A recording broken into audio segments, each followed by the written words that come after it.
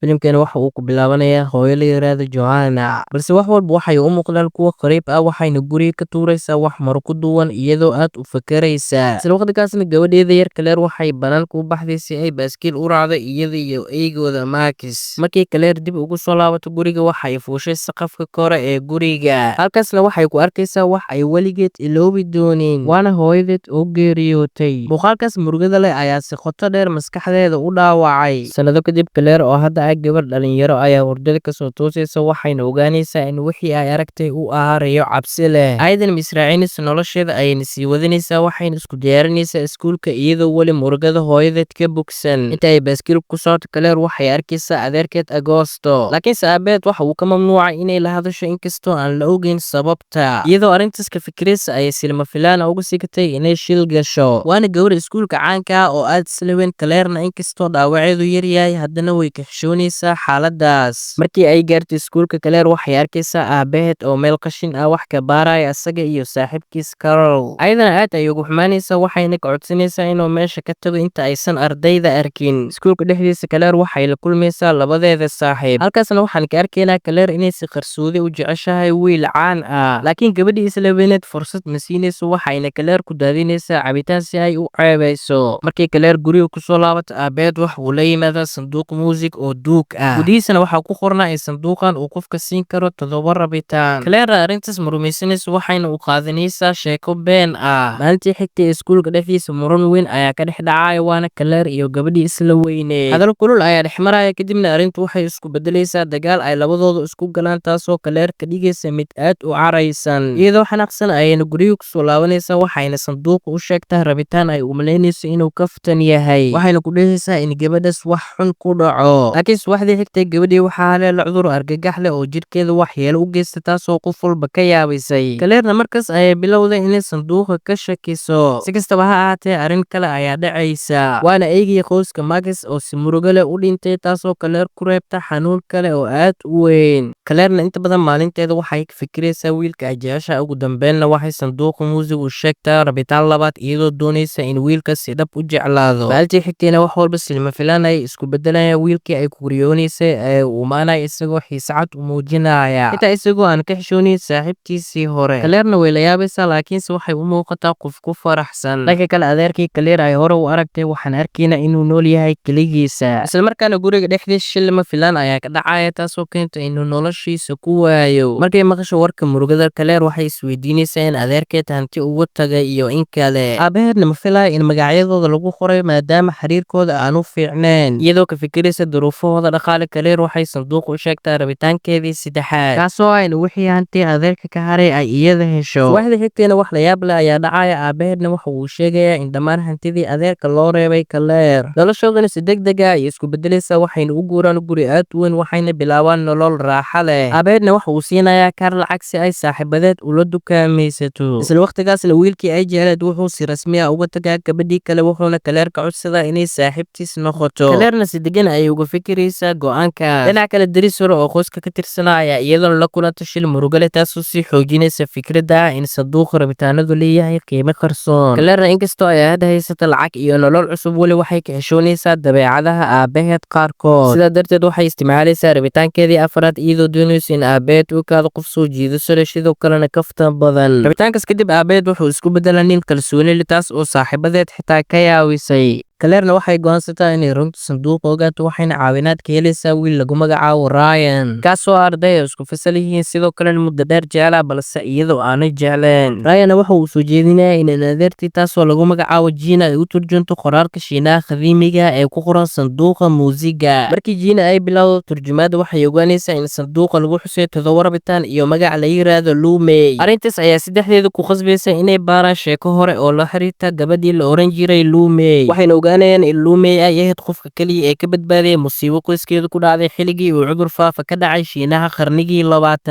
waxa kaliya ee ka hareen inuu ahaa sanduuqa. dhacdadaas murugada leh kadib Lumey waxay la aaday sanduuqa muusiga goob cibaado ah waxayna ka dalbatay argoosi. sanduuqana kahor waxa uu ahaa shay caadi ah balse kadib ducadii Lumey waxa uu isku bedelay sanduuq rabitaan leh awood qarsoon, halkaas oo rabitaan walba qiimo culus lagu bixiyo. muddo kadibna nolosheeda way isbedeshay waxayna heshay maal iyo awood halka dadkii ay saaxiibeedna ay ku dhammaadeen si murugo leh. laakiin si kastaba ha ahaatee nolosheedu ma noqon mid farxad ku dhammaatay. Jinana waxay sidoo kale ogaatay in sanduuqu nuuciisu yahay qalab rabitaan oo leh sharciyo gaar ah, waxaana ku qoran in haddii mulkiiluhu ka dhumo sanduuqa noqoto bixin ama in la iibiyo in rabitaanada oo dhan la burburin doono. si kasta weli lama fahmin micnaa tirooyinka ku qoran hoosta sanduuqa. Jinana waxay u ballan qaaday inay qof kale u diri doonto si uu sii turjumo. haweenkaas Jina iyadoo kaliya tah ayaa yeeshay turjumaadii ugu dambeysay, waxayna dareentay in fariintu tahay mid cabsi leh oo khaldan, taasoo walbahar gelisay iyadoo isku dayaysa inay qof la xiriirto. arrin lama filana ayaa dhacaysa, waxaana dhacda musiibo murugo leh. iskuulka dhexdiisa Claire-na hadda waa saaxiibta wiilkii ay jecleed, balse caanimadii ay heshay ma u keenayso farxad. waxayna markale isticmaalaysaa sanduuqa iyadoo doonaysa inay noqoto gabadha ugu caansan iskuulka. rabitaankaas kadibna albaabo badan ayaa furmaya, xaflado, martiqaatyo iyo nolol muuqaal ahaan qurux badan. laakiin haweenka mid ah Claire waxay ogaanaysaa in wax walba aysan ahayn sida ay u muuqdaan. kalsoonidiina way burburtaa, waxayna go'aansanaysaa inay ka tagto wiilkii ay jecleed. dhinaca kale Ryan waxa uu helayaa taleefankii Jina, wuxuuna ogaanayaa inay geeriyootay. markii uu Claire la kulman waxa uu sheegayaa turjumaadii ugu dambeysay ee sanduuqa, taasoo micnaheedu tahay in rabitaan kasta uu leeyahay qiimo culus. Ryan waxa uu bilaabayaa inuu ka shakiyo in dhammaan nasiibka Claire uu ka yimid sanduuqa, wuxuuna ku eedeynayaa inay danaysta noqotay inkastoo ay weli diidan tahay inay khirato. Claire-na waxay booqanaysaa guriga deriskoodii hore markii ay dareentay waxaan caadi ahayn. gudaha markay gashana waxay la kulantaa xaalad murugo leh, taasoo sii xoojinaysa shakiyadii ku saabsanaa sanduuqa muusiga. waxay markaas u sheegtaa saaxiibadeeda June iyo Meredith sirta sanduuqa iyo rabitaanadii ay adeegsatay. Meredithna way canaanataa iyadoo leh in rabitaanada loo isticmaalay dano gaar ah halkii wax wanaagsan lagu sameyn lahaa. June dhanka kale waxay ku dhiirigelisay Claire inay sanduuqa iska tuurto. Claire-na waxay isku dayday inay ka takhalusto sanduuqa, balse ugu dambeyn waxay go'aansatay inay sii haysato iyadoo ka baqaysa inay mar kale u baahato. habeen ka mid ah wiilkii ay kala tageen ayaa silmaan filaana ugu yimaaday isaga oo doonaya inay dib isu fahmaan. Claire-na si cad ayuu muujinaysaa in arrintaas ay dhammaatay, isla markaasna waxaa dhacda xaalad degdeg ah oo keenta in wiilkaas isbitaal la geeyo. maalmo kadibna gabdhuhu waxay wada aadeen hotel. Meredithna waxay kaligeed u dhaqaaqday meel ka sareysa hotelka. Claire-na waxa uu yimaaday wicitaan aabaheed oo ku saabsan dhibaato safarkiisa ku qabsatay. dhacdooyinkana waxay u muuqdaan kuwa isku mar socda, mid walbana khatar ku dhow, taasoo ugu dambeyn keenta musiibo weyn oo saaxiibtood Meredith ku weysa nolosheeda. dhacdaas kadibna saaxiibada June waxay mas-uuliyad dusha ka saartaa Claire iyadoo ku eedeynaysa sanduuqa iyo rabitaanadii la sameeyey. Ryan oo maqlaya warkii murugada leh ayaa u yimaada Claire si uu u caawiyo, wuxuuna u kaxeeyey gurigiisa halkaas oo uu ku tusay cilmi baaris uu sameeyey. Ryan wuxuu ogaaday in tirooyinka ku qoran sanduuqa ay la xiriiraan dad hore oo sanduuqa haystay, dhammaantoodna noloshooda u muuqatay mid quman, balse ugu dambeyn ay ku dhammaatay si murugo leh. sanduuqna gacmo badan uu soo maray qof kastoo adeegsadeen, ugu dambeyn dhibaato ayuu ku dhacay. waxaa la ogaaday in sanduuqa hadda gacanta Claire ku jira uu ka yimid guri gubtay halkaas oo aabaheed ka helay. Claire iyo Ryan waxay isku dayeen inay sanduuqa baabi'iyaan, balse dadaalkooda oo dhan wuu fashilmaa. waxyar kadibna sanduuqa ayaa ka luma meeshii Claire ay ku qorisay, taasoo keentay in dhammaan rabitaanadii ay burburaan, lacagtii iyo noloshii raaxada ahaydna ay dhammaadaan. Claire iyo aabaheedna waxay dib ugu soo noqdaan gurigoodii hore. iskuulka dhexdiisana wax walba sidii hore ayay ku soo noqdaan. gabadhii dhibaysay Claire-na way soo laabatay iyadoo weli dabeecadaheedii xumeed wadata. Claire-na waxay markaas ogaatay in saaxiibadeed June ay sanduuqa qaadatay si ay u baabi'iso, balse Claire ayaa dib ugu soo ceshatay. isqabqabsiga dhasha dhexdooda ayaa sababa shil kale oo murugo leh. Ryan wuxuu isku dayayaa inuu joojiyo Claire isagoo ka codsanaya inaysan mar dambe rabitaan sameynin, laakiin Claire waxay ku adkaysatay inay sanduuqa sii haysatay iyadoo ku qanacsan in rabitaankeedii ugu dambeeyay uu u haray. Claire-na markay aragtay in nolosheeda si buuxda u burburtay, waxay gaartay heer ay ka quusato wax walba iyadoo murugo iyo cabsi isugu darsameen. waxayna isticmaashaa rabitaan kale oo aad u weyn, waxayna doonaysaa in hooyadeed dhimatay ay weli noolaato. markii rabitaankaas shaqeeya, Claire waxay isku aragtaa nolol u muuqata mid quman. qoysku waa wada joogaan, gurigana wuxuu u eg yahay meel farxad leh muddo gaaban. waxayna u malaynaysaa in wax walba ugu dambeyn saxmeen, laakiin farxaddaas ma sii jirto markii guri ay ka dhex raadinayso waxyaabo hore. waxayna markaas fahmaysaa in sanduuqan uusan iyada keliya dhibaato u keenin, balse uu horay hooyadeedna u saameeyey. halkaasna waxay ka fahmaysaa in musiibada ay ku nooshahay ay muddo dheer qoyskooda daba socotay. xaqiiqada ugu daran ee ay markaas fahanto waa tan rabitaan kasta wuxuu qofka kale ka qaataa wax agtiisa qaali ka ah. markii ay taas ogaato, waxay si degdeg ah iskugu daydaa inay badbaadiso aabaheed, maadaama ay rabitaankii ugu dambeeyay ku dalbatay inay hooyadeed noolaato. laakiin nasiib daro ka hor inta aysan Claire badbaadinin aabaheed, waxaa haleelay shil aad u xun. waxayna noqotaa daqiiqadii ugu dambeysay ee Claire fahamtay in sanduuqan aanu weligiis wax wanaag ah bixin. iyadoo qalbi ahaan burburtay, Claire waxay isticmaashay rabitaankeedii ugu dambeeyay, kaasoo ah inay dib ugu noqoto maalintii wax walba bilowdeen ka hor inta uusan aabaheed helin sanduuqa. subaxdii xigtay markii ay dib usoo toosto Claire waxay ogaanaysaa in wax walba mar kale sidii hore ugu noqdeen ka hor inta aysan musiibooyinka bilaaban. Ayadana markaan waxay ogtahay waxa la sameeyo waxayna raacday aabaheed maalintaas iyadoo ka horteegaysa in sanduuqa si sahlan guriga loo geeyo. Markii ay sanduuqa waxay go'aansataa inay siiso Ryan iyadoo u sheegaysa inuu qof aqoon leh u geeyo si loo baaro qaabkii loo burburin lahaa si aan mar dambe loo helin. Ka hor inta aysan iskuulka aadin Claire waxay aabaheed ku dhahdaa hadal qalbiga taabanaya. Waxayna u muuqataa inay ugu dambeyn dooratay jaceylka iyo qoyska halkii ay ka dooran lahayd rabitaano been ah. Waxay sidoo kale la heshiisaa saaxiibadeed waxayna bilowdaa inay si ka wanaagsan ula dhaqanto Ryan. Wax walbana waxay u egyihiin inay ugu dambeyn saxmeen. Laakiin filimka halkaas kuma dhammaanayo. Daqiiqadii ugu dambeysay dhacdo lama filaan ah ayaa si murugo leh usoo afjarta safarkii Claire, taasoo muujinaysa in mararka qaar qofka xitaa marka uu saxo khaladaadkiisa aanu si buuxda ugu baxsan karin cawaaqibka wixii hore u dhacay. Dhammaad kadibna waxaan arkaynaa Ryan isagoo isku dayaya inuu sanduuqa ka takhaluso, laakiin halkii uu si dhabaha ugu fogaan lahaa wuxuu dib u eegayaa sanduuqa isagoo muujinaya xiise qarsoon. Filimkeenan waxa uu ku dhammaanayaa adigoo muuqaalka like saaray YouTube-keenana ku soo biiray inuu muuqaalkan iyo muuqaalada xigo. Maca salaama.